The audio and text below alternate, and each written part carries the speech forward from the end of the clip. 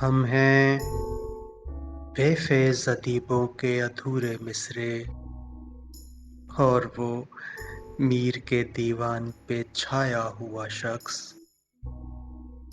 खुदकुशी, इश्क, फना, कत्ल या फिर तर्क ताल्लुक, कुछ भी कर सकता है जज्बात में आया हुआ शख्स। खुदकुशी, इश्क, फना, कत्ल या फिर तर्क ताल्लुक, कुछ भी कर सकता है जज्बात में आया हुआ शख्स।